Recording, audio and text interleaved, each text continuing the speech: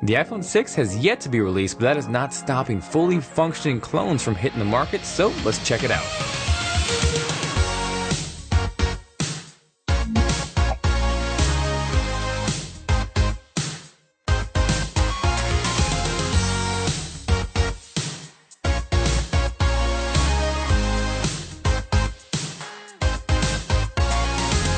Hey guys, Jonathan here with TLD. Hope you guys are doing well. I am back with a very interesting unboxing to say the least. As many of you guys are aware, we're still about a month, maybe two away from the release of Apple's upcoming iPhone 6, but right here in front of me, I have a fully functional iPhone 6 clone that even says iPhone 6 right smack on the box. Just gotta give it a little shake and bake because this box is fighting me on getting it open, but I really found this interesting because if anybody has seen my good buddy Michael's The Detroit Borgs unboxing, his actually came in an iPhone 5 box, so I was pretty surprised when I saw iPhone 6 stamped on the side. So, taking a look at the back, you can see it's very consistent in terms of what we've seen so far compared against the dummy mock-ups that leaked earlier this year, the big difference here being obviously it turns on and it functions. So because of those similarities and a few production parts that have leaked recently, I think it's fairly safe to say that this is essentially what the iPhone 6 will look like, give or take. I also just received a handful of iPhone 6 cases from Spigen, which may or may not add credibility to the whole leak and mock-up design, but regardless, if you guys are interested in checking those out, let me know by hitting that like button.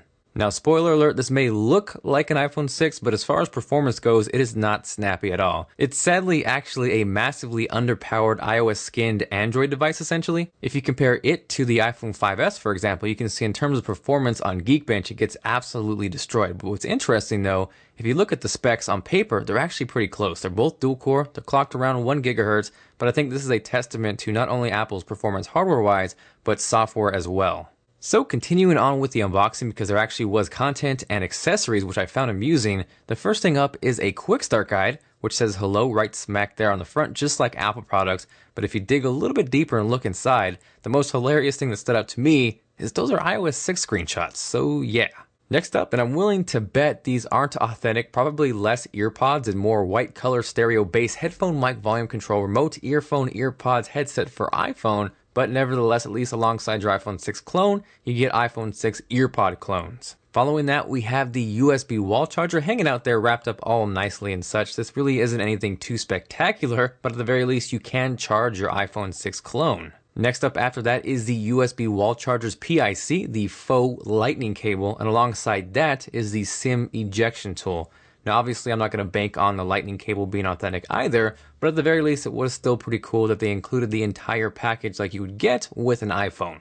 So now that we've blasted through the unboxing portion, we can dive in and dig a little bit deeper into the clone. I think obviously the biggest noticeable difference aside from the screen size increase is the complete aesthetic change from the iPhone 5S. No longer on the back side will we see those glass portions on the top and the bottom like the iPhone 5S. That will be replaced by what I would assume to be aluminum by the final production model. That is kind of sectioned off by the dual line design on the top and the bottom where presumably the antennas would go, but I think that kind of makes the iPhone 6 design look eerily similar to the HTC One M8, and if you agree or disagree, let me know with a comment down below. One thing I do want to point out that I do not like, and it's been consistent across the dummy mock-ups, is the fact that the camera on the back side of the iPhone 6 clone pops up. So to me, that would make it very vulnerable to scratches, something similar to the iPod Touch. I know it's probably going to be sapphire coated, but at the very least, why would you want to increase chances of damaging one of the most important pieces on your phone? You can also see different aside from the iPhone 5S, the Apple logo on the iPhone 6 clone is actually indented and recessed in there, much like we saw on the iPad mini with Retina display and iPad Air.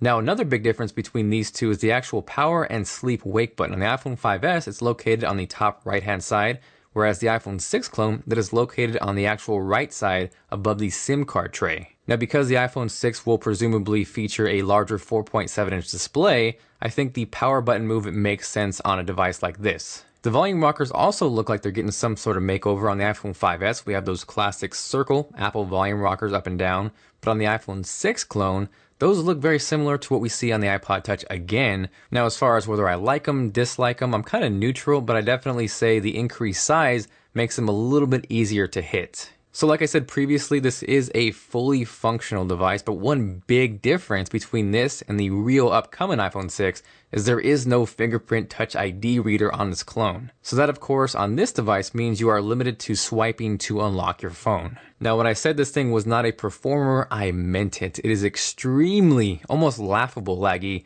and I almost want to go out kind of your average consumer style and go kind of bring this to people out in public and kind of get their feelings on how it performs, maybe even see if they notice the apparent lag compared to a current iPhone or even an Android device. And if that's something you want to see, definitely let me know. So like I also previously talked about, this essentially is an iOS skinned Android device, and bits and pieces of Android creep out here and there. For example, if you hold down the home button, normally where you would get Siri on an iPhone, on this you get Google Now, which to me is a kind of an upgrade, and I would prefer if I could do that on an actual iPhone. One thing I did notice, and again if you did watch Detroit Borg's video, it is extremely hard to access the control center on this iPhone 6 clone. Sometimes it almost feels impossible, but I actually got it down almost to a science where if you hold your thumb right there between the bezel and the screen, and then you slide up, you can kind of feel it vibrate, and then you can nail it every single time. Now I know I'm going to get tons of questions of where can I buy this, and I want to tell you with a giant warning sign, do not buy this for anything more than purely entertainment. This particular one you can pick up on Chinese websites from anywhere from 160 to 200 bucks. I know as of August 1st, Phone will be releasing their clone version of the iPhone 6. But honestly, as you can see from performance, you're not getting anything that you would really want on an iPhone, and at this price for a little bit more, you can get a Nexus 5. Or if you can find it, you can get something like the OnePlus One, which is going to absolutely destroy this in performance and overall just usability. I did get a chance to do a little bit of gaming on this iPhone 6 clone, and it wasn't as bad or as terrible as I would have imagined, but the actual touch screen wasn't really responsive, and it kind of hindered the gameplay and overall enjoyment at times. Regardless, it did give me insights and a better look of what the 4.7-inch iPhone 6 will look like. I do really enjoy watching movies and media on a screen size like this. Honestly, my ideal screen size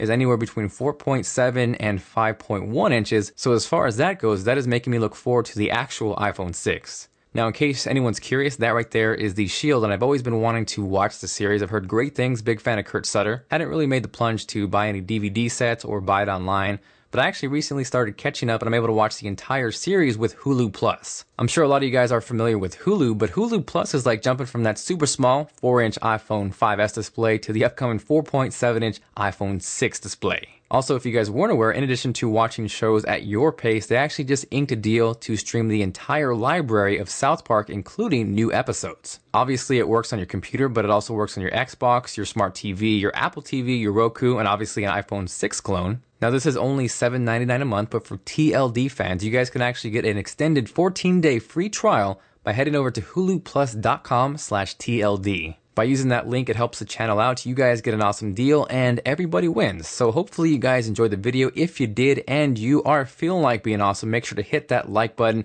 It is much appreciated. And of course, in return, you get a virtual high five at your face. After seeing this, are you excited or not excited for the upcoming iPhone 6? Let me know with a comment down below. If you guys have any questions, of course, drop me a line. I do try to reply to as many YouTube comments as possible, but it does get a little bit messy. So the absolute best way to get in contact with me is on Twitter at TLD Today, which is linked below, along with all the gear that I use to make these videos. Aside from that, again, this is Jonathan, and I will see you guys later.